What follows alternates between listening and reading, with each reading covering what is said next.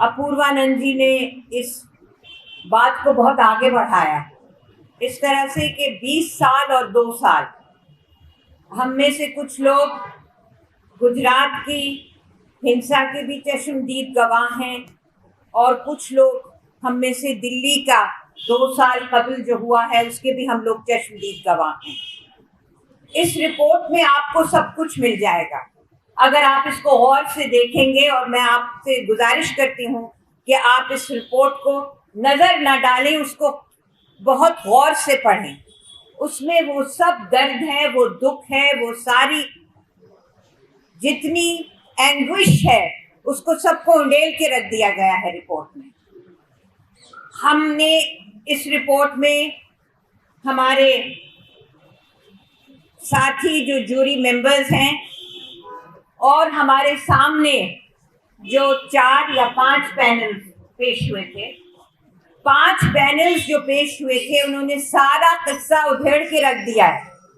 उधेड़ दिया है उसका सारा ताना बाना कि क्या हुआ था उन चंद दिनों में जब दिल्ली पे एक तूफान और एक बहुत गमनाक हालात से दिल्ली को जूझना पड़ा, और उसका नतीजा क्या हुआ वो भी आपके सामने सब खोल के रख दिया गया है। मैं आपसे गुजारिश ये करती हूँ कि चंद बातें जो मैंने थोड़ी बहुत लिखी हैं, उस दिन हम लोग सारी रुदात लिखते लिखते लिखते चले गए, मगर चंद बातें ऐसी हैं कि जिस पे आप ज़्यादा गौर कर सकते हैं। और उसके में पहली चीज़ जो है वो है पुलिस का जो रोल है, उस पे गौर करिए। हर तरफ से पुलिस ने इतनी कॉम्प्लिसिटी दिखाई है, इस तरह से तोड़ मरोड़ के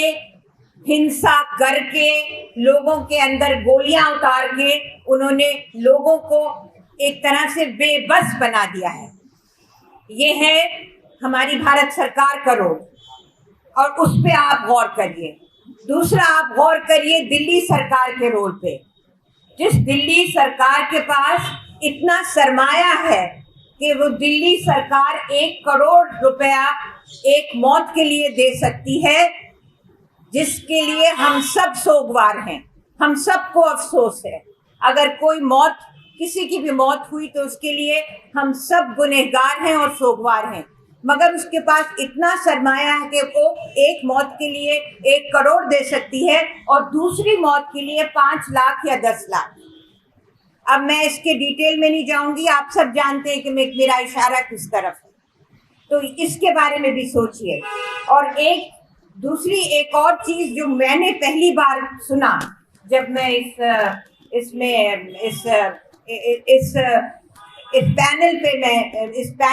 जब पैनल ने जूरी के सामने रिपोर्ट किया तो मैंने एक एक्सप्रेशन सुना, प्रिडिक्टिव पुलिसिंग।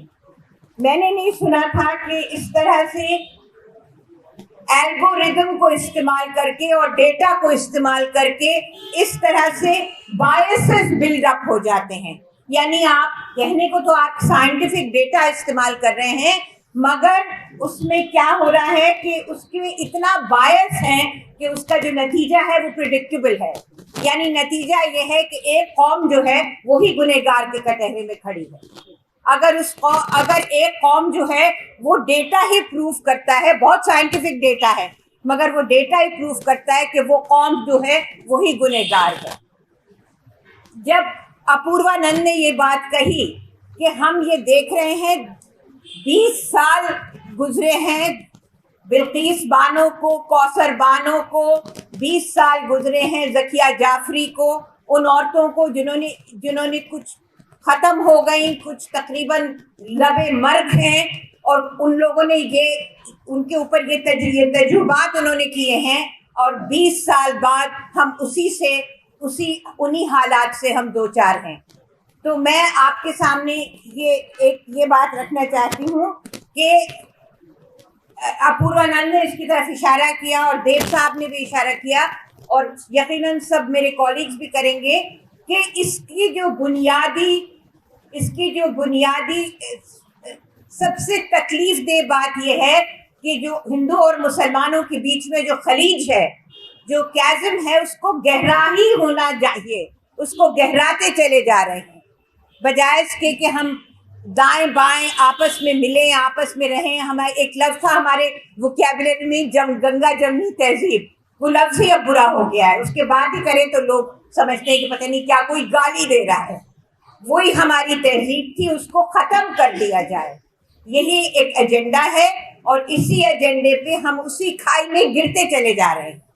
तो ये रिपोर्ट जो है, इसकी फाइंडिंग्स जो है, मैं बस और ज़्यादा कहना नहीं चाहती, मगर इसकी फाइंडिंग्स जो है वो एक चेतावनी है, एक खतरे की घंटी है कि हम उस खाई में क्यों गिरते चले जा रहे हैं,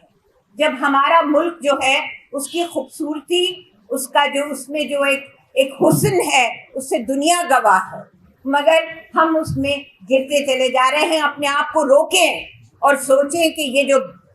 इस वक्त जो जहर है, वो जहर कहाँ, बुनियादी तौर से वो जहर दिमागों में भरा जा रहा है। और जब तक हम तालीम, और जब हम तालीम की बात करते हैं तो वो पुलिस की भी तालीम है, वो मेडिकल लोगों की भी तालीम है, वो तालीम जो सेंसिटाइजेशन सिखाए, जो मजहबी हम आहंगी सिखाए, जो कम्युनिटी, जो भाईचारा भाईचारा सिखाए, वो तालीम, उस तालीम वो बहुत मुश्किल काम है, वो कोई आसान काम नहीं है, मगर उसकी तरफ किसी की भी तवज्जो नहीं है। तो अगर ये रिपोर्ट इस बात को हाईलाइट कर रही है तो मेरी, अब जितने हमारे मीडिया के लोग हैं और बाकी इतने सारे लोग हैं जिनकी बहुत दूर दूर तक पहुंच है, तो मेरी गुजारिश उन सब से है जिनकी दूर दूर पहुंच है, इस बात को आप ले जाएं, क्योंकि आपके अगले जनरेशन्स की ज़िंदगी का दारोमदार इसी पे है। इस बात को आप अच्छी तरह से अपने जहन में बिठा लें, और अगर यहाँ से उठें तो कोई डिटर्मिनेशन लेके उठें कि इसमें क्या रेमेडीज, तो कुछ हमने इसमें सुझाव तो कुछ दिए हैं, मगर उन सुझाव को किस तरह से ज़मीन पे लाना है, ये लोगों का काम है। जी बहुत बहुत शुक्रिया।